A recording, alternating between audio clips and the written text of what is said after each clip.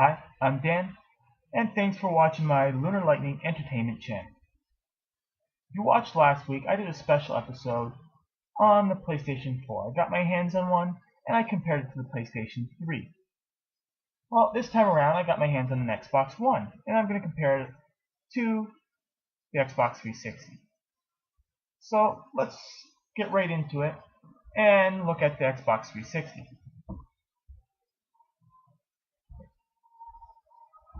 This is my Xbox 360. As you can see, it's not an original one. I did have one. It wasn't a launch one, but the old style. It was a 20GB model, and it got red ringed, and now it's a giant brick. This one right here, I've had about, I think, 4 or 5 years, something like that. I can't exactly remember how long I've had it. And if you look to the back, standard fare of inputs for an Xbox console.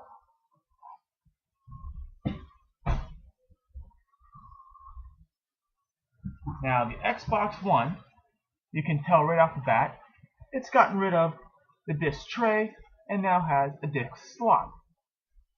You have your power button over here and your eject button right in the middle right here. You turn to the side, sorry, wrong side. You have an a USB 3.0 slot and the sync button to sync up your controllers.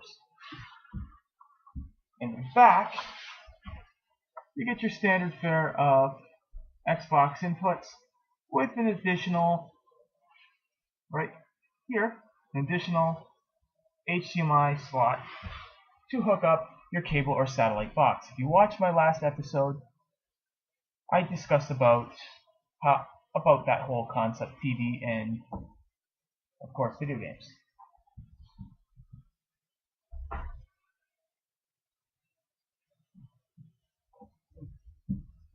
Now let's move on to Kinect. Here's the old Kinect and the new one. It's hard to see in this video, but the old Kinect is actually a little bit longer than the new one, but clearly thinner. Now, the old one adjusted itself when I was adjusting height, and the new one, you physically have to do it yourself.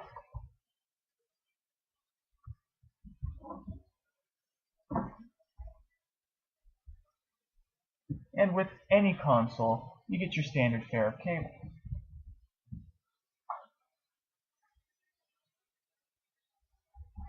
This time around, we've got HDMI cables and the standard Microsoft power brick. I hate these things with a passion. They take up too much space. I don't understand why Microsoft hasn't come up with something smaller. Obviously Sony has. What the hell? And with any console, you get your standard fare of paperwork, instruction manual, and warranty. Comes with a 14-day trial of Xbox Live. This one's an Xbox One. It's an Xbox Day 1 model and comes with a QR code for an achievement. It's not worth any gamer score, but you get points. You get an achievement, sorry. And a sticker. Just for the hell of it. Now, the new headset feels a lot nicer. I've tried it on, and it does feel a lot nicer, although the mic does not move. But I haven't tried it out to really tell you how well it works, but it's nicer. Now, the controllers. The Xbox 360 controller is widely regarded as the best controller ever made. The Xbox One does improve on it slightly, but also I've had a couple issues with it as well.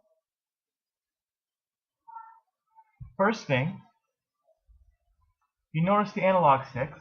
They're smaller, but it has this nice I don't know what you'd call it, like a kind of like a, not a groove, but a little pattern on it. It makes your thumbs stick on it a little nicer. And the D-pad is a lot better, gone the way of the old Nintendo style. Now, one thing I don't like is the L and R triggers and bumpers. They're a lot bigger, they're bulkier, and they just don't feel comfortable, at least in my opinion. Now, batteries. They still take the standard AA batteries, but you notice it's actually built into the controller rather than sticking out. Also, the start and back button are no longer called the start and back button. But that's neither here nor there. Overall, I do like the controller, but I really wish they would have done something different with the L and R triggers and bumpers. In a whole, that's the Xbox One. So, if you like what you see, feel free to subscribe or follow me on Twitter at Gaming Comments. My new episode of Gaming Comments should come within the next couple days, and I think I'll wrap up this whole next-gen thing and give my opinion on the systems actually trying it out. I've tried out the PlayStation 4, I'm going to get into the Xbox One, and I'll talk about what I like, what I dislike. I was thinking of doing this as a whole special episode, kind of like what I've been doing here, but I've decided just to scrap that and just do it as a gaming comments episode and get it done over with, so I can move on to something else. So until my next episode, bye.